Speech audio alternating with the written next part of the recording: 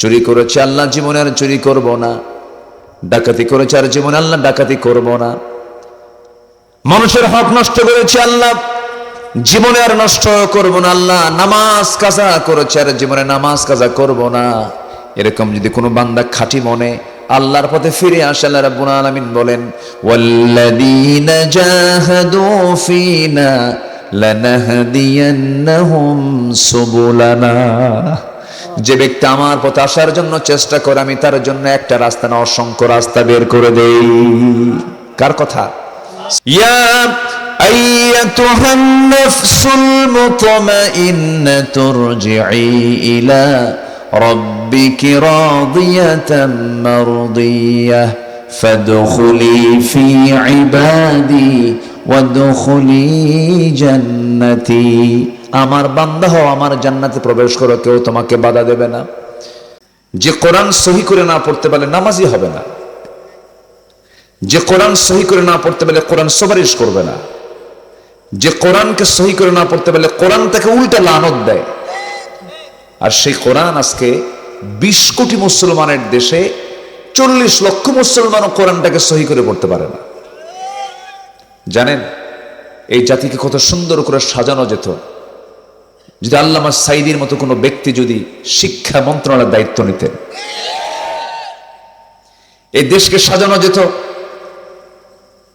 যদি আইন মন্ত্রীর মতো একটা আইন মন্ত্রণালয়ের মতো একটা গুরুত্বপূর্ণ মন্ত্রণালয় যদি ব্যারিস্টার মরহুম আব্দুর রাজ্জাকের মতো একজন আইনজীবী যদি এরকম মন্ত্রণালয় চালাতো। স্বরাষ্ট্র মন্ত্রণালয়ের মতো গুরুত্বপূর্ণ ফাংশনে যদি মীর কাসেম আলীর মতো যদি ব্যক্তিকে যদি সেখানে বসানো যেত, আজকে জাতির সমস্ত শৃঙ্খলা ফিরে আসত।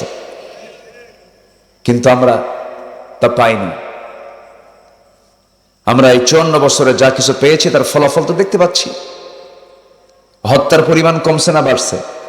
বলেন বলেন বলেন। আচ্ছা, এরপরে চুরি, ডাকাতি, সুদ, ঘুষ, জেনা, ব্যভিচার কি চলছে না বলেন? বাবা তার নিজের মেয়েকে সম্পত্তির লোভে জমির কাছে গিয়ে, যে জমির ব্যাপারে তার শত্রুতা প্রতিবেশীর সাথে, সেই জমি থেকে নিয়ে রাত 1টার দিকে নিয়ে জব করে দোষ চাপা দিতে যাচ্ছিল তার শত্রুদের মহলে। চিন্তা করা যায়? নিজের কলিজার টুকরা মেয়ে হত্যা করতে দ্বিধা করছে না। আখির জামানায় এমন একটা সময় আসবে যে নিজে হত্যা, যাকে হত্যা করা হলো সে জানবে না আমাকে কেন হত্যা করা হলো। এটা আলামত। রাতে বাবা শুয়ে আছেন, মেয়ে বাবাকে রাতের খাবারের ভিতরে চেতনানাশক ওষুধ ঢুকায়া দিয়া বাস খোঁচায় খোঁচায় চাকু দিয়ে খোঁচায় খোঁচা ভিডিও করে তার জাতিকে দেখাচ্ছে খুন করতেছে। 3 বছরের ছোট্ট ছোট্ট বাচ্চা আজকে ধর্ষণের শিকার হচ্ছে।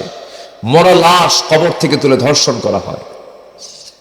লাশ কবরস্থ করা হয়নি, ফ্রিজে আছে, মর্গে আছে, ওখানে ধর্ষণ হয়।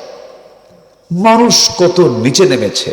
কেন জানেন? এর মূল কারণ হলো আদর্শ শিক্ষা থেকে জাতি শুধু দূরে নয়, মহা দূরে। ঠিক কিনা? এই জন্য বিপন্ন পৃথিবী, অসুস্থ পৃথিবী, এই বিপন্ন পৃথিবী, অসুস্থ পৃথিবীর জন্য একমাত্র সমাধান হলো কোরআন। আর সেই কোরআনকে নিয়েই আজকের এই আয়োজন। একটু জোরে বলুন না ভাই আলহামদুলিল্লাহ, জোরে বলি আলহামদুলিল্লাহ। পৃথিবীর প্রথম মার্ডার কি নিয়া? নারী না মহিলা নিয়ে? এখন যে লাউ সেই কদু। এই তো মাশাআল্লাহ, এই কথা এখানে আছে তাহলে না? মাশাআল্লাহ। সাতক্ষীরা নাই কি গোবিন্দ ভোগ আছে? এত মজা। এই দেশে প্রথম আমের স্বাদ কোন জেলা পায়? সাতক্ষীরা। প্রথম আম সাতক্ষীরা থেকে চলে যায় ঢাকা, আর শেষ আম আসে হলো রাজশাহী থেকে। শেষ খেলা কোন জেলা দেখায়? রাজশাহী দেখায়। আমের রাজাই তো রাজশাহী, তাই না? জি, সম্মানিত ভাইয়েরা। তাহলে প্রথম মার্ডার কিন্তু একটা নারীকে নিয়ে, একজন মহিলাকে নিয়ে। সে মহিলা কে বলেন? বোন। বলেন কে? বোন তারা। কিন্তু আল্লাহ বললেন শর্ত হলো যমজ যে ভাই বোন জন্ম নিয়েছে সে তাকে বিয়ে করতে পারবে না, কিন্তু কাবিল বলল না, আমি আমার বোনকে বিয়ে করব, আমি আমার বোনকে বিয়ে করব। চূড়ান্ত সিদ্ধান্ত নিয়ে ফেলেছে কাবিল। হাবিল বলে ফেলল, না না, আমি এই কাজটা করতে দেব না, এত বড় অন্যায় কাজ কখনো হতে দেওয়া যাবে না। পথের কাঁটা মনে করে কাবিল হাবিলকে খুন করে ফেলল। এই পৃথিবীর প্রথম খুন হলো নারীকে পাওয়ার জন্য, পৃথিবীর খুন হলো পার্থিব এই লোভের জন্য প্রথম মার্ডারটা হয়ে গেল। আমার বন্ধুগণ, আজ পর্যন্ত যত খুন হয় এবং খুন হবে, সমস্ত খুনের একটা গুনার অংশ ওই কাবিলের আমল নামায় চলে যাবে, কারণ সে সিলসিলা জারি করেছে। কি কথা কি বুঝতেছেন আপনারা? সিলসিলা জারি করেছে। আমার বন্ধুগণ, ওই যে শরিয়াত আদম আলাইহিস সালামের সময় যে শরিয়াটা ছিল, আমার নবীর সময় সেই শরিয়াই ছিল, শুধু পদ্ধতি একটু ভিন্ন হয়ে গেছে, তবে কালিমা কিন্তু সবার এক। আদমের কালিমা হলো লা ইলাহা ইল্লাল্লাহু আদামু সাফিয়ুল্লাহ, লা ইলাহা ইল্লাল্লাহু ইব্রাহিমু খলিলুল্লাহ, লা ইলাহা ইল্লাল্লাহু মুসা কালিমুল্লাহ, লা ইলাহা ইল্লাল্লাহু ঈসা রূহুল্লাহ। জবান খুলে বলুন, লা ইলাহা ইল্লাল্লাহু মুহাম্মাদুর রাসূলুল্লাহ সাল্লাল্লাহু আলাইহি ওয়াসাল্লাম। সকল নবীর কালিমা দুই না এক? আসতে দুই না এক? কালিমা কি দুর্বল কিছু? কিন্তু আমরা দুর্বল বানায় ফেলেছি। কত ভাগ আমাদের। দরবার, এক দরবার কয়, ওটা তো কোনো দরবারই না। একজন কয় নাভিতে হাত বাঁধা যাবে না, আরেকজন কয় বুকে হাত বাঁধা যাবে না। এখন দুই দিকে দুই ফতুয়া। সলিমুদ্দি এখন নামাজ পড়তে না, হাত রাখবে কোথায়? নাভিতেও হাত বাঁধা যাবে না, বুকেও হাত বাঁধা যাবে না। আমরা টেনে টেনে কোথায় নিয়ে গেছি ইসলামকে। শেষ পর্যন্ত সলিমুদ্দিন এখন নামাজ পড়তে নিয়ে এখন হাত রাখার জায়গা পায় না। দুটাই তো হারাম। আল্লাহু আকবার, কপালে। কোথায় নিয়ে গেছে? কপালে। আজকে যদি এক কালিমা লালন করে, এক কালিমার পতাকা তলে যদি আবদ্ধ হতাম, ফিলিস্তিনকে আজকে ধরার সাহস পেত না পশ্চিমারা। মাত্র 1 কোটি ইহুদি, 200 কোটি মুসলমান যে পৃথিবীতে বসবাস করে, মাত্র 1 কোটি 20 লক্ষ ইহুদি, এদের মোট সংখ্যা এরকম হবে। সে 1 কোটি 20 লক্ষ ইহুদি মাত্র 200 কোটি মুসলমানের কলিজার টুকরা জায়গা, যেটা অত্যন্ত প্রিয় জায়গা, বাইতুল আকসাকে তারা অবরুদ্ধ করে রেখেছে। অথচ মুসলমান আজকে চুপচাপ। 56টি মুসলিম রাষ্ট্র, এরপরে প্রতি 4 জনে 1 জন মুসলমান। সম্পত্তির দিক থেকে মুসলমানদের সম্পদ বেশি। এত কিছু থাকার পরেও আজকে মুসলমানরা আজকে মার খাচ্ছে। মূল কারণ হলো শুধুমাত্র ঐক্যের প্ল্যাটফর্ম না তৈরি করা, এক কালিমার পতাকা তলে আবদ্ধ না হওয়া। আল্লাহ তাআলা কালিমাকে কত মজবুত বলছেন, আল্লাহ পাক এক জায়গায় সুন্দর করে বলছেন। আল্লাহ রাব্বুল আলামিন বলেন, ألم تر كيف ضرب الله مثلا كلمة طيبة كشجرة طيبة أصلها ثابت وفرعها في السماء। জোরে বলুন আল্লাহু আকবার। কালিমা তাইয়্যিবা হলো একটা মজবুত বৃক্ষের মতো তাফসীর এসেছে। মজবুত বৃক্ষ বলতে খেজুর গাছকে বোঝানো হয়েছে। আইলা হয়ে যায়, এর এলাকা আইলা হয়েছে না? আইলা হয়ে যায়, সিডর হয়ে যায়, ফণি হয়ে যায়, সব বাতাসে উঠতে থাকে, কিন্তু খেজুর গাছ এক পায়ে দাঁড়িয়ে থাকে। আমি কি ভুল বললাম? গাছের মধ্যে কোন গাছ মজবুত বলেন তো? খেজুর গাছ। খেজুর গাছের ডালপালাও বিস্তৃত, আবার গোড়াটাও প্রচুর শক্ত, কালেমা তাইয়্যিবার ভিতটা হলো প্রচুর বিস্তৃত মজবুত। আল্লাহ রাব্বুল আলামিন বলছেন, সেই কালেমাকে লালন করো, সেই কালেমাকে বুকে ধারণ করে তোমরা সামনের দিকে এগিয়ে চলো। তোমরা যদি 20 জন ইমানদার হতে পারো, তোমরা 200 জনকে তোমরা হারায় দিতে পারবা। জোরে কোন সুবহানাল্লাহ। ইয়াকুম মিনকুম 20 সাবিরুন ইয়াগলিবু মিআতাইন। জোরে বলুন আল্লাহু আকবার। তোমরা যদি 20 জন ধৈর্যশীল ইমানদার হও, 200 জনকে তোমরা হারায়া দিবা। আমাদের দেশের জনসংখ্যা হলো 20 কোটি, পার্শ্ববর্তী দেশে আছে হলো 200 কোটি। বলেন তো আয়াতের সাথে সংখ্যার মিল আছে না? আজ থেকে মিল আছে না নেই বলেন? ওরা আমাদের প্রিয় জায়গা মসজিদকে ভেঙ্গে টুকরা টুকরা করছে। আমরা কোনো মন্দিরে আঘাত করেছি? মন্দিরে আঘাত করেছি? আমার দেশের কোনো হিন্দুর বাড়িতে আমরা আক্রমণ করেছি? ইসলাম এগুলো মানা করে দিয়েছে। আপনি জানেন ইন্ডিয়ার বহু জায়গায় আজান নিষিদ্ধ, অথচ ইন্ডিয়া শাসন করেছে একটানা 800 বছর মুসলমানেরা। তাদের শাসন তো 60-65 বছর, একটানা শাসন করেছে মুসলমান সেই ইন্ডিয়া। তাজমহল কাদের, কুতুব মিনার কাদের, যত স্থাপত্য এখন প্রেজেন্ট ভারতে আছে সব মুসলমানদের হাতে গড়া। সেই মুসলমানদেরকে আজকে জুলুম করা হচ্ছে। তবে টুডে এন্ড টুমরো ওরা যদিও একসময় পিণ্ডির দ্বারা আমরা আক্রান্ত ছিলাম, আমাদের প্রতি জুলুম করা হয়েছিল, আমরা স্বাধীন হয়েছি, কিন্তু এরপরেও পাকিস্তান তারা কি অমুসলিম না মুসলিম? বলেন অমুসলিম না মুসলিম? সেই দেশের ব্যাপারে ইন্ডিয়া বলেছে পাকিস্তানকে গাজার মতো বানানো হবে। তারা যদি এই জাতীয় মন্তব্য কোনো মুসলিম কান্ট্রিকে নিয়ে করে, আমরা আমাদের মন্তব্য করতে চাই, পৃথিবীর মানচিত্র থেকে ভারত নাম মুছে যাবে। সেই ক্ষেত্র তৈরি হচ্ছে। জোরে বলি ইনশাআল্লাহ, আর জোরে বলি ইনশাআল্লাহ। তৈরি হচ্ছে। আমাকে সময় দেবেন তো নাকি আপনারা? না কোনো কষ্ট হচ্ছে আপনাদের? আলহামদুলিল্লাহ, ফজরের আগ পর্যন্ত এ তো জানাজার চিন্তা দেখতেছে আপনাদের। আগামীকালকে আমার যে মাহফিলের শিডিউলটা সেটা হলো বেশি দূরে না, মাত্র কক্সবাজার। ঠিক আছে না? তবে একটু সমস্যা হচ্ছে প্রোগ্রামটা নিয়ে। আবহাওয়ার চরম বৈরী আবহাওয়া, ওটাতে সমুদ্র বেষ্টিত অঞ্চল, টেকনাফে প্রোগ্রামটা ছিল। কি যা হবে জানি না।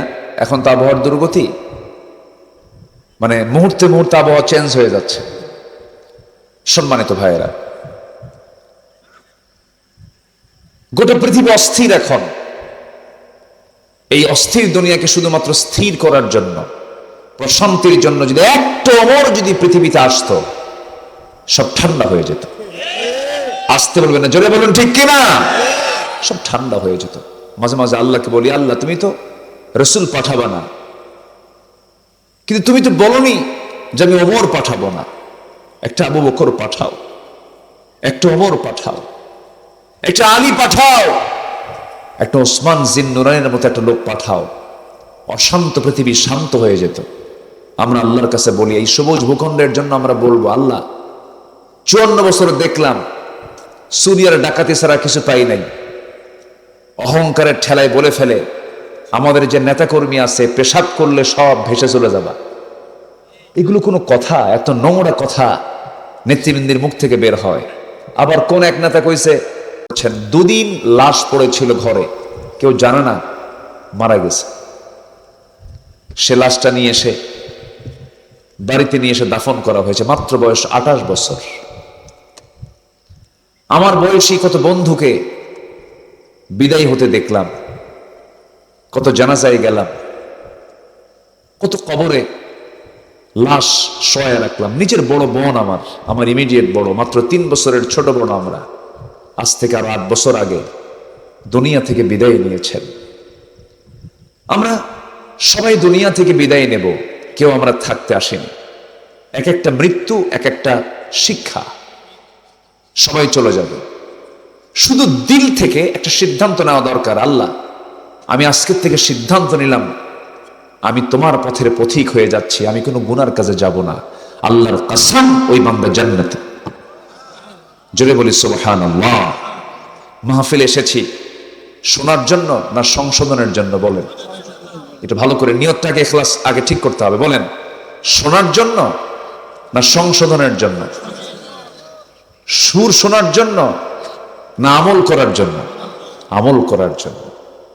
আমাকে বসে বসে একজন বলেন, হুজুর গত দুদিন আগে এক মেহমান আসছিল পাশে, কি ওয়াজ করলো কিচ্ছু বুঝলাম না, কোনো মজা নাই হুজুর। মনে মনে ভাবলাম তোমার তো নিয়ত ঠিক নাই। ইখলাস থাকলে 10 মিনিট কথার মধ্যে সেখানে আমল আছে না নেই বলেন তো? আচ্ছা, আগে ভাবতে হবে যে আমি আমলের নিয়তে শুনছি কিনা, তাহলে অনেক কথা খুঁজে পাবেন। আর যদি গান শোনার মতো মমতাজ গান গাইলো ফাইটটা যায়, কি ঠিক আছে কিনা? এখন তোর খুব ফাটতেছে না খুব? হ্যাঁ, বহু কিছু করেছে ওরা, অনেক কিছু করেছে। থাকো, একটু মজা নাও না।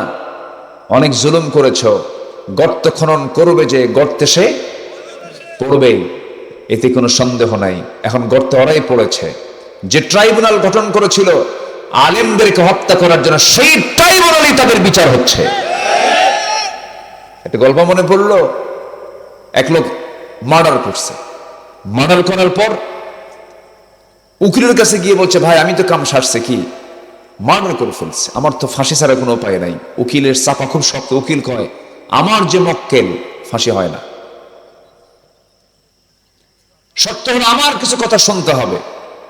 বলেন, আজকের থেকে তোর মাথার চুল আর মুখের দাড়ি কাটা বন্ধ। মোজ দাড়ি মাথার চুল কাটা বন্ধ, একটানা 6 মাস তুই চুল কাটবি না, কারোর সঙ্গে কথাও বলবি না। কেউ কোনো প্রশ্ন করলি বলবি ভ্যা। কি বলবি? ভ্যা মানে পাগল, টোটাল পাগল। এইভাবে তুই চলতে থাক 6 মাস। আচ্ছা, শুরু করলাম। এখন উকিল কয়, শর্ত হলো সব উকিলের বিল কিন্তু কম, আমার বিল কিন্তু বেশি, আমারে কিন্তু বেশি দিতে হবে। আচ্ছা ঠিক আছে। নির্দিষ্ট দিন এলো, শুনানি শুরু হলো। উকিল প্রশ্ন করে, তুমি কি এই অস্ত্র দিয়া অমুকের সামনে খুন করনি? ভ্যা। যত প্রশ্ন, সব প্রশ্নের জবাব কি? ভ্যা। মাথার চুল বড়, মোছো বড়, পাগলা সাগলা। তো এখন জজ, বিচারক বিচারের চেয়ারে বসে বলে, এ তো পাগল, এর বিরুদ্ধে মামলা যদি সে আরেক পাগল। অতএব মহামান্য আদালত মস্তিষ্ক বিকৃত ব্যক্তির বিরুদ্ধে মামলা, এটা আমলে না নিয়ে তাকে বেকসুর খালাস দিতে বাধ্য হলো। মোষের তল দেখেন মুসকে হাসি মেরে চলে যাচ্ছে। এখন উকিল কয়, ভাই আমার মাইনাটা দাও, টাকাটা দাও। ভ্যা। কি কথা কি বুঝতেছেন? তুই আমারও ভ্যা দেখাস, তুমি যে শেখাইছো ভ্যা। ভ্যা। যে ট্রাইব্যুনাল গঠন করেছিল ওরাই শিখিয়ে দিয়েছিল, এখন ওরাই ভ্যা দেখাচ্ছে। আসতে কোন কেন? এটাই হবে। রাগ করতেছেন নাকি আপনারা? অনেক কিছু করেছে, কত লোকের চোখের পানি পড়েছে। একটা দুইটা লাশ তারা ফেলে নাই। আল্লামা সাইদির হত্যার রায় হলো, এই সাতক্ষীরাটা শহীদের ময়দান বানিয়েছিল ওরা। কি কত জীবন দিয়েছে আলেমদের জন্য। আল্লাহ তুমি সাতক্ষীরাকে কবুল করো, জোরে বলি আল্লাহুম্মা আমিন। সম্মানিত ভাইরা, তাহলে আমরা মাহফিল এসেছি শোনার জন্য না সংশোধনের জন্য? নিজের জীবনকে আমরা সাজাবো, জোরে বলি ইনশাআল্লাহ। কি সংশোধন করব বলেন? আগে নিজের সংশোধন লাগবে, নিজের সংশোধন, আত্মসংশোধন, আত্মার শুদ্ধতার প্রয়োজন আগে। আমি যেখান থেকে তেলাওয়াত করেছি সেই তেলাওয়াত কিন্তু সূরাটা হলো, আয়াতটা হলো সূরাতুল আ'লা থেকে। আ'লা, আ'লা মানে হচ্ছে সবার উপরে যিনি, তিনি কে? আস্তে, সবার উপরে যিনি, তিনি কে? আল্লাহ। আসুন আমরা তেলাওয়াত করি। سبح اسم ربك الأعلى الذي خلق فسوى والذي قدر فهدى والذي أخرج المرعى فجعله غثاء أحوى سنقرئك فلا تنسى إلا ما شاء الله জোরে বলুন আল্লাহু আকবার। সবার উপরে তিনি কে? আসতে বলবেন না কে? শুধু উপরে না সবার উপরে? শুধু উপরে না সবার উপরে? আল্লাহ কোথায় আছেন বলেন? হ্যাঁ, ডানে বামে নিচে না উপরে? বলেন বলেন। আ'লা, সাব্বিহ ইসমা রাব্বিকাল আ'লা। সবার উপরে তিনি আছেন। কেমন করে দেখেন, আল্লাহ কত সুন্দর করে বলছেন, বান্দা আমি তোকে আমার আরশ আজিমের ছায়ায় জায়গা দিয়ে দেব। আমার আরশ আজিমের ছায়ায় তোকে আমি জায়গা করে দেব, যেদিন কোনো ছায়া থাকবে না আমার আরশের ছায়া ছাড়া। সে আরশ আজিমটা 7 আকাশের উপরে। আল্লাহ তাআলা এক আকাশের মালিক নন, তিনি 7 আকাশের মালিক। আমরা যেখানে বসে আছি এখান থেকে আমরা এক আকাশ দেখতে পাই, বাকি আরো আছে 6 আকাশ। এই আকাশের উপরে এই 7টা আকাশকে সুন্দর করে সাজিয়েছেন যিনি, তিনি আমার কে? আমরা যেখানে বসে আছি এখান থেকে দিনের বেলা সূর্য দেখতে পাই, রাতের বেলা চাঁদ দেখতে পাই। রাতের চাঁদে মানুষ বেড়াতে গেছে, ঘুরে আসছে, চাঁদ দেখে এসেছে, মঙ্গল গ্রহ দেখে এসেছে। আমি কি ওয়াজ শেষ করে দেব নাকি? এখান থেকে ওঠে কেন? কি সমস্যা? হ্যাঁ আব্বা বসো, একটু বসো তোমরা। আমি ছুটি দিচ্ছি না, কিন্তু তোমার ওস্তাদ বলুক, তুমি বসো, আমি তোমার ওস্তাদকে বুঝায় বলবো। বসো, একটু বসো আব্বু, একটু বসো। তোমরা চলে গেলে ফুল বাগানটা নষ্ট হয়ে যাবে। বসো, তোমার ওস্তাদকে আমি বলবো ইনশাল্লাহ। বসো আব্বা। হ্যাঁ বসে পড়ে। আলহামদুলিল্লাহ, মানে ওদের একটা সিগন্যাল পড়ে গেছে, ওস্তাদ হতে সিগন্যাল দিছে। তো সিগন্যাল দিলে পরে কিয়ামত হলেও কোনো উপায় নেই। আমি আবার সেই সিগন্যালকে একটু আমি ব্রেক করে দিলাম। একটা বাগান থেকে ফুল চলে গেলে বাগানের সৌন্দর্য বাড়ে না কমে? কমে। আপনি ফুল, কোরআনের ফুল, এখন বলি আলহামদুলিল্লাহ, এই ফুল কমানো যাবে না, বরঞ্চ বাড়বে। আমরা একসঙ্গে দোয়া করব, জোরে বলি ইনশাআল্লাহ। জি, একটু আমাকে সময় দেন। চাঁদে নীল আর্মস্ট্রংরা গেছে, চাঁদের দেশে। মঙ্গল গ্রহে মানুষ নাকি কিছু পজিশনও কিনছে, জায়গাটাকে কিনে রাখছে, ওখানে যায় থাকবে। অনেক স্বপ্ন। তাহলে মঙ্গল গ্রহে গেল, চাঁদের দেশে গেল। সূর্যের কাছে তো যাওয়া সম্ভব না, কারণ সূর্যের আভ্যন্তরীণ তাপমাত্রা হলো 15 মিলিয়ন ডিগ্রি সেলসিয়াস। 15 মিলিয়ন। আমরা কিন্তু এখানে বসে আছি 35 ডিগ্রি সেলসিয়াস তাপমাত্রা। এখন ধরেন তাতেই থাকা কঠিন হয়ে যাচ্ছে। 15 মিলিয়ন ডিগ্রি সেলসিয়াস হলো সূর্যের তাপমাত্রা। সেখানে কি যাওয়া সম্ভব না। মানুষ চাঁদে গেল, মানুষ মঙ্গল গ্রহে গেল। মানুষ যদি চিন্তা করে, চাঁদ দেখলাম, মঙ্গল গ্রহ দেখলাম, এটা একটু আমরা চন্দ্র দেখেছি, মঙ্গল গ্রহ দেখেছি, এখন আমরা একটু তারকা দেখতে চাই, তারকার দেশে যাব আমি। এই তারকাগুলো যদিও আমরা রাতের আধারে জোনাকির মতো মিটিমিটি করে জ্বলতে দেখি, কিন্তু জোনাকির মতো মিটিমিটি করে জ্বলা ছোট্ট তারকা নয়। কিছু কিছু তারকা আছে এই পৃথিবীর সূর্যের চাইতে এক একটা তারকা, বেটেল জুইস একটা তারকা আছে 33 কোটি গুণ বড়। কয়টা তারকা বলেন? কয়টা? একটা। যা ছোট ছোট দেখি ওগুলো একটা তারকা সূর্যের চাইতে 33 কোটি গুণ বড়। ওই সূর্যের চাইতে আবার ওই তারকা একটা দুইটা নয়, বেটেল জুইস, সুপারনোভা, আড্রার সহ বহু তারকা আছে। এর মাঝে আবার যদি কেউ চিন্তা করে আমি চাঁদ দেখলাম, মঙ্গল গ্রহ দেখলাম, একটু তারকার দেশে যাব, বড় তারকা নয়, পৃথিবীর সবচেয়ে নিকটবর্তী একটা তারকা আছে, তার নাম হলো না, ছোট্ট একটা সবচেয়ে নিকটবর্তী তারকা প্রক্সিমা সেন্ট্রাই। প্রক্সিমা সেন্ট্রাই নামক তারকার দেশে যদি কেউ যেতে চায়, পৃথিবীর কোনো যানবাহন দিয়ে হবে না, বিমান দিয়ে হবে না, কপ্টার দিয়ে হবে না, নভোযান লাগবে। পৃথিবীর সবচাইতে এখন লেটেস্ট আপডেট নভোযান হলো অ্যাপোলো 11, যার ঘন্টার গতি হলো 39,000 কিলোমিটার গতিবেগে চলে। এক ঘন্টা 39,000 কিলোমিটার বেগে চলে। এমন নভোজনে চলে যদি কেউ রওনা দিয়ে দেয় পৃথিবীর সবচেয়ে নিকটবর্তী তারকার দেশে প্রক্সিমা সেন্টারে যেতে, তার সময় লেগে যাবে 1,14,000 বছর মাত্র। যাবেন কারা কারা? হাত তোলেন। আমরা কি আকাশে গেছি? আমরা কেবল আমরা আছি কি সবচেয়ে কাছের তারকায় আছি আমরা। তাতেই যেতে সময় লাগবে 39,000 কিলোমিটার বেগে 1,14,000 বছর। বাঁচবেন কয়দিন? যাবেন কোন দিন? আর আমার আল্লাহ বলছেন আমি 7 শ্রেণীকে আমি আমার আরশ আজিমের ছায়ায় জায়গা দিয়ে দেব। সে আরশ আজিম কি এই প্রথম আসমানে? 7 আকাশের উপরে। তাহলে আমি সেখানে কেমনে যাব? বলেন, কোন বিমানে যাবেন আপনি? কোথায় টিকিট কাটবেন আপনি? আল্লাহ তার স্পেশাল ফ্লাইটে করে আমাকে আরশ আজিমের মেহমান বানাবে। যেরকম সুবহানাল্লাহ, সুবহানাল্লাহ।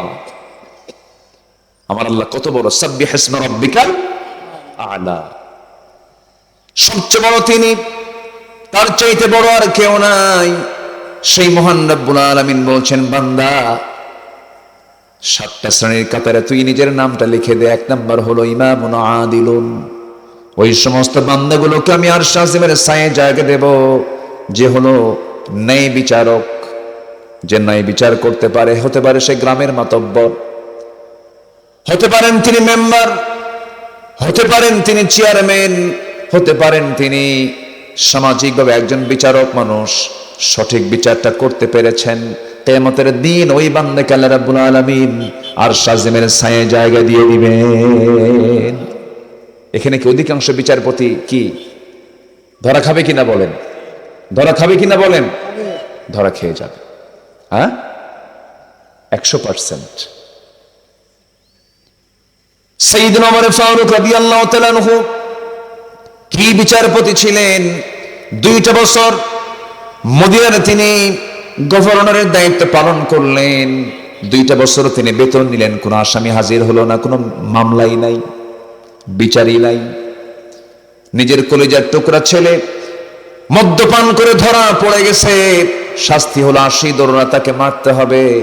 তিনি বললেন আমার সন্তানকে মারার দায়িত্ব আমি কাউকে দেব না, আমি ওমর নিজের হাতে আমি তাকে বেত্রাঘাত করব। কারণ ওমরের সন্তান মনে করে অনেকে ভয়ে ভয়ে তাকে মারবে, শাস্তিটা জুত মতো হবে না, পরিমাণ মতো হবে না, হক আদায় হবে না। নিজের সন্তানকে কাছে নিয়ে দৌড়া মারতে মারতে অর্ধেক দৌড়া মেরেছে, মৃত্যুর কোলে চলে গেছে, মারা গেছে। বাকিটা পূরণ করে কবরে শোয়া দিয়েছেন ওমরে ফারুক রাদিয়াল্লাহু তাআলা আনহু। কারণ ইন্নাল্লাহা ইয়া'মুরুকুম আন তু'আদ্দুল আমানাতি ইলা আহলিহা ওয়া ইযা হাকামতুম বাইনান নাসি আন তাহকুমু বিল আদল ইন্নাল্লাহা নি'ম্মা ইয়া'iযুকুম বিহি। জোরে বলুন আল্লাহু আকবার। যখন তোমরা বিচার করবে, ইতিদাল করে বিচার করবে, আদালত কায়েম করবে, জেনে রেখে দিও ইয়াদিলু হুয়া আকরাবু লিত্তাকওয়া। সঠিক বিচারটা এটাই হলো শ্রেষ্ঠ তাকওয়া। যার সঠিক বিচারে থাকবে আল্লাহ রাব্বুল আলামিন তাকে 1 নাম্বার তালিকায় নিয়ে তাদের আরশ আজিমের ছায়ায় জায়গা দিয়ে দিবেন। জোরে বলুন সুবহানাল্লাহ। একটা রাষ্ট্রের যতগুলো কল্যাণের দিক আছে এর মধ্যে 1 নম্বর কল্যাণের দিক হলো সেই দেশের সকল বিচার হবে, আদালত হবে ন্যায় এবং ইনসাফের ভিত্তিতে। তা কি আছে আমার দেশে? আচ্ছা, তা কি আছে আমার দেশে? না, ছিল না, কখনোই ছিল না। সামনে কি হবে আল্লাহই জানে। সম্মানিত ভাইয়েরা, নম্বর 2 হলো ওই সমস্ত বান্দাকে আল্লাহ রাব্বুল আলামিন আরশ আজিমের ছায়ায় জায়গা দিবেন। রাজুলুন কলবুহু মুআল্লাকুম বিল মাসাজিদ, যার দিলটা সর্বক্ষণ মসজিদের সঙ্গে লটকানো থাকে। আজান হবে কখন, মসজিদে যাব কখন। আমার দেশে এখন মসজিদ বেশি না মুসল্লি বেশি? আসতে কয় মসজিদ বেশি না মুসল্লি বেশি? মসজিদই বেশি। এক গ্রামের ভিতরে, গ্রামের এক সাইডে মসজিদ একটা, আরেক পাশে আরেকটা মসজিদ, মাঝখানে আরেকটা মসজিদ বানায়। মূলত একটাই ছিল, হয়ে গেছে কয়টা? তিনটা কেন জানেন? তোর দাদার জায়গায় আমি নামাজ পড়বো? আমার দাদা নাই, আমার বাবার সম্পদ নাই, আর এটা বানায় নিল। মুসল্লি ফজরের সময় খুঁজে পাওয়া যায় 3 জন, আর বুড়ো মানুষগুলো, চাচা আপনি মসজিদে আসছেন কেন এত কষ্ট করে? এই বৃষ্টির সময় ফজরের নামাজ পড়তে আসছেন অন্ধকারে? কে বাবা, বুড়ি মরে গেছে, বুড়ি থাকলে আমি আসতাম না। মুসল্লি 3 জন খুঁজে পাওয়া যায়, ইমাম, মুয়াজ্জিন আর খাদেম। চাকরি না থাকলে এরাও থাকতো না। এই হলো মসজিদের চিত্র। আমি কিন্তু ভুল বলছি না, আমি কিন্তু ভুল বলছি না। মসজিদগুলো টাইলস দিয়ে, এসি দিয়ে মসজিদ কমপ্লিট হয়ে আছে, মুসল্লির খবর নাই। আমি কি ভুল বললাম? মসজিদ পাকা দরকার না, নামাজ পাকা দরকার। বলেন বলেন, কি পাকা দরকার? নামাজ পাকা দরকার। নামাজ পড়েছেন সাইয়্যিদনা বেলাল, কাঁচা মসজিদে নামাজ পড়েছেন, আজান দিয়েছেন। সাইয়্যিদনা বেলাল যখন আজান দিয়েছেন, আর আজানটা তার আরশ আজিম পর্যন্ত পৌঁছে গেছে। রহ গিয়া রসমে আজান না রহে রূহ বেলালি, ফলসফা রহ গিয়া তলকি গজালি নহ রহি। আজান চলছে মসজিদের মিনার থেকে, সুমধুর কণ্ঠের আজানগুলো সবাই শুনতে পায়, কিন্তু বেলাল যে আজানটা দিয়েছেন ভাঙ্গা ভাঙ্গা গলায়, সে আজানটা আরশ আজিম পর্যন্ত ছুঁয়ে গেছে। জোরে বলেন সুবহানাল্লাহ। আমার বন্ধুগণ, ওই বান্দাকে আল্লাহ রাব্বুল আলামিন আরশ আজিমের ছায়ায় জায়গা দিবেন, যে বান্দার দিলটা সর্বক্ষণ মসজিদের সঙ্গে লটকানো থাকে। কখন নামাজ পড়বো আমি, কখন নামাজ পড়বো আমি, আজান শোনার সঙ্গে সঙ্গে অস্থির হয়ে যায়। শাটারটা বন্ধ করে দেয়, ব্যবসাটা বন্ধ করে দিয়া দৌড় মেরে মসজিদের দিকে রওনা দিয়ে দেয়। আমার বন্ধুগণ, যে ব্যক্তি নামাজের জন্য অস্থির হয়ে যাবে, আল্লাহ রাব্বুল আলামিন তাকে মেহমানদারি করবে না, আরশ আজিমের মেহমান বানাবেন। জোরে বলেন সুবহানাল্লাহ। এদিকে কোরআন বলতেছে সফলতা কার জন্য, কোন ব্যক্তি সফল? আল্লাহ রাব্বুল আলামিন বলেন, قد أفلح من تزكى وذكر اسم ربه فصلى بل تؤثرون الحياة الدنيا والآخرة خير وأبقى إن هذا لفي الصحف الأولى صحف إبراهيم وموسى। জোরে বলুন আল্লাহু আকবার। সূরাতুল আ'লা আমি 13, 14, 15 এই কয়েকটা আয়াতে কারিমা আমি তেলাওয়াত করেছি। সফলকে আল্লাহ পাক সূরা আ'লার ভিতরে 3টা কাজের কথা বলেছেন। কয়টা কাজের কথা বলেছেন? 3টা কাজ। নাম্বার 1 হচ্ছে মান তাযাক্কা, যে ব্যক্তি সংশোধন হলো। কি হলো? আমরা মাহফিল আসছি কিসের জন্য বলেন? সংশোধন হওয়ার জন্য। যে ব্যক্তি সংশোধন হলো, কিসের সংশোধন? আত্মসংশোধন যে করলো, নফসকে যে শুদ্ধ করলো। নফসের ক্যান্সার আছে না নাই বলেন তো? দেহের ক্যান্সার যেরকম আছে, নফসেরও কি আছে? ক্যান্সার আছে। এই ক্যান্সার গুলোকে যদি আমরা নফস থেকে যদি সরাইয়া দিতে পারি, নফসটা পরিশুদ্ধ হয়ে যাবে, এই নফসটাই জান্নাতে চলে যাবে। আল্লাহ রাব্বুল আলামিন বলছেন, ওয়া আম্মা মান খাফ মাকাম রাব্বুহু ওয়া নাহান নাফসা আনিল হাওয়া ফাইন্নাল জান্নাতা হিয়াল মাওয়া ওয়া আম্মা মান খাফ মাকাম রাব্বিহি ওয়া নাহান নাফসা আনিল হাওয়া ফাইন্নাল জান্নাতা হিয়াল মাওয়া। জোরে বলুন আল্লাহু আকবার। যে ব্যক্তির দিলের মাকামে আল্লাহর ভয়টা জাগ্রত হয়ে যাবে, যে ব্যক্তি আল্লাহকে ভয় করবে, যার মাকামে আল্লাহর ভয়টা ইস্তেকামাত হয়ে যাবে, তার ঠিকানা কোথাও নয়, তার ঠিকানা হয়ে যাবে জান্নাতে মাওয়া। জোরে বলি সুবহানাল্লাহ। একটু কান লাগাবেন। 1 নাম্বার কাজ হলো আমরা নফসের শুদ্ধতা নিয়ে আসব। নফসের শুদ্ধতা মানে হলো জান্নাত নিশ্চিত হয়ে যাওয়া। আল্লাহ আরেক জায়গায় বলছেন, قد أفلح من زكاها وقد خاب من دساها। জোরে বলুন আল্লাহু আকবার। ওই ব্যক্তি সফল যে ব্যক্তি নফসের ট্রিটমেন্ট করতে পেরেছে। হারাম আসে, হারামকে লালন করে না, অবৈধ অবৈধকে লালন করে না, অনেক অবৈধ প্রস্তাব আসে, সে বলে আমি কাকে ভয় করি বলেন?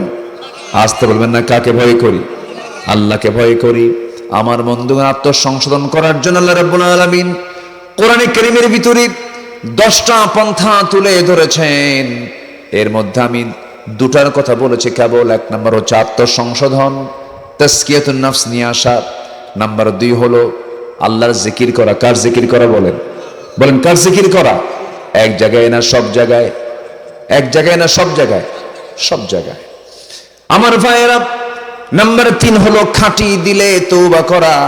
যে ব্যক্তি তওবার মতো তওবা করতে পারবে, মহান রব্বুল আলামিন ওই বান্দাকে সকল গুনাহ মাফ করে তার জন্য জান্নাত বরাদ্দ করে দিবেন। জোরে বলি সুবহানাল্লাহ। আত-তাইবু মিনাজ যামবি কামান লা যামবা লাহ। যার তওবা কবুল হয়ে যায়, আল্লাহ তার জীবনে কোনো গুনাহ, আগের জীবনের কোনো গুনাহ রাখেন না, আল্লাহ পাক তাকে মাসুম করে তাকে জান্নাত দিয়ে দেন। আসেন দোয়া করে দিই। ওই যে 2-1 করে ওঠে, কিছু বলে না, একটু বসেন না ভাই, একটু আমাকে সময় দেন, অনেক দূর থেকে এসেছি, যে সময় তো দিতে হবে, সময় না দিলে আমি কথা বলবো কেমনে? একটু বসেন। অনেক রাত হয়েছে, অনেকে অনেক আগে আসছেন হয়তোবা। জিকির করি লা ইলাহা, আরো জোরে লা ইলাহা সুবহানাল্লাহ ওয়ালহামদুলিল্লাহ লা ইলাহা।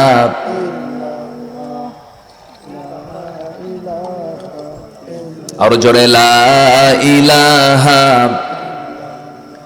আসমানে আল্লাহ, জমিনে আল্লাহ, আসমানে আল্লাহ, জমিনে আল্লাহ, হায়াতে আল্লাহ, মৌতে আল্লাহ, লা ইলাহা। আরো জোরে লা ইলাহা, লা ইলাহা ইল্লাল্লাহু মুহাম্মাদুর রাসূলুল্লাহ সাল্লাল্লাহু আলাইহি ওয়াসাল্লাম। সম্মানিত ভাইয়েরা, নাম্বার 3 হচ্ছে দিল থেকে তওবা করা। কি করা বলেন? তওবা করা। কার কাছে? আসতে বলবেন না, কার কাছে? আল্লাহর কাছে। বলুন তো, বাবার 4টা ছেলে, এক বাবার 4টা ছেলে, এর মধ্যে যদি 3টা ছেলেই ভালো, কিন্তু একটা ছিল খুব দুষ্ট, একটু নেশা করে, দুষ্টমি করে, ওই বাবার সবসময় বেশি নজর কারটার দিকে থাকে বলেন তো? কোন সন্তানের দিকে থাকে? ওই 3টার দিকে না ওই একটার দিকে? একটার দিকে। কেন? ওই দুষ্ট সন্তানের দিকে সবসময় নজর থাকে। আল্লাহ তুমি ওকে ভালো করে দাও, ওকে সত্যের পথে আসার তৌফিক দিয়ে দাও। বারবার বাপ চোখের পানি ফেলে ফেলে কান্দে। একজন বাবা যেমন একাধিক সন্তানের ভিতরে সবচেয়ে দুষ্ট সন্তানকে নিয়ে যেমন বাবা পেরেশান সর্বক্ষণ থাকেন, তেমনি বান্দাদের মধ্যে যে বান্দা সবচেয়ে বড় দুষ্ট, যে বেনামাজি, যে আল্লাহর শুকরিয়া আদায় করে না, আল্লাহ মনে মনে চিন্তা করেন ওই বান্দা কখন আমারে ডাকবে। ওই বান্দা যদি আমার দিকে 1 পা আগায়, আমি তার দিকে 10 পা আগায় যাব। ও যদি আমার দিকে হেঁটে হেঁটে আসে, আমি তার দিকে দৌড়ায় দৌড়ায় যাব। আল্লাহ বলছেন, বান্দারে তুই আমার কাছে চলে আসবি, আমার দিকে ফিরে আসবি। তুই কি জানিস তোর গুনাহ যত বড়, আমার রহমত তার চেয়ে বেশি বড়, আমি তোকে মাফ করে জান্নাত দিয়ে দেব। কার কথা? কার কথা? আল্লাহ রাব্বুল আলামিন সুন্দর করে বলছেন, নিজের জীবনকে সংশোধন করে নাও, তওবা করে খাঁটি দিল আমার কাছে ফিরে আসো। ইয়া আইয়ুহাল্লাযীনা আমানু তুবু ইলাল্লাহি তাওবাতান নাসুহা আসা রাব্বুকুম আন ইউকাফিরা আনকুম সাইয়্যাতিকুম ওয়া ইউদখিলাকুম জান্নাতিন তাজরি মিন তাহতিহাল আনহার। জোরে বলুন আল্লাহু আকবার। তুমি বান্দা আমার কাছে তওবা করো, তওবার মতো তওবা যদি করতে পারো, আমি তোমাকে স্থায়ী জান্নাত দিয়ে দেব। তওবা আছে যার, ক্ষমা আছে তার, তওবা নাই যার, ক্ষমা নাই তার। আমার রাসূল বলেন, ও আমার সাহাবীরা তোমরা তওবা করো, কারণ আমি রাসূল সারা দিন 100 বারেরও বেশি বার তওবা করি। নবীর জীবনে কোনো গুনাহ ছিল না, কিন্তু সর্বক্ষণ তিনি তওবার উপরেই থাকতেন, ইস্তেগফারের উপরে থাকতেন। বান্দার দায়িত্ব হলো আল্লাহর সামনে ইস্তেগফার করা। ফাসাব্বিহ বিহামদি রাব্বিকা ওয়াস্তাগফিরহু ইন্নাহু কানা তাওয়াবা। জোরে বলুন আল্লাহু আকবার। তওবা করব কার কাছে? আসতে বলবেন না, কার কাছে? চুরি করেছে আল্লাহ জীবনে আর চুরি করব না। ডাকাতি করেছে আর জীবনে আল্লাহ ডাকাতি করব না। মানুষের হক নষ্ট করেছে আল্লাহ জীবনে আর নষ্ট করব না। আল্লাহ নামাজ কাজা করেছে আর জীবনে নামাজ কাজা করব না। এরকম যদি কোনো বান্দা খাঁটি মনে আল্লাহর পথে ফিরে আসে, আল্লাহ রাব্বুল আলামিন বলেন ওয়াল্লাযীনা জাহাদু ফীনা লানাহদিয়ান্নাহুম সুবুলানা। যে ব্যক্তি আমার পথে আসার জন্য চেষ্টা করে আমি তার জন্য একটা রাস্তা না অসংখ্য রাস্তা বের করে দেই। কার কথা? সাবিল এক বচন, সুবুল বহু বচন। আমি তার জন্য এক রাস্তা নয় অসংখ্য রাস্তা আমি তার জন্য বের করে দেই। কিন্তু শর্ত হলো কার পথে ঢুকতে হবে? কার পথে? আল্লাহর পথে। ইয়া আইয়াতুহান নাফসুল মুতমাইন্নাতু ইরজিই ইলা রাব্বিকি রাদিয়াতাম মারদিয়াহ ফাদখুলি ফি ইবাদি ওয়াদখুলি জান্নাতি। আমার বান্দা হও, আমার জান্নাতে প্রবেশ করো, কেউ তোমাকে বাধা দেবে না।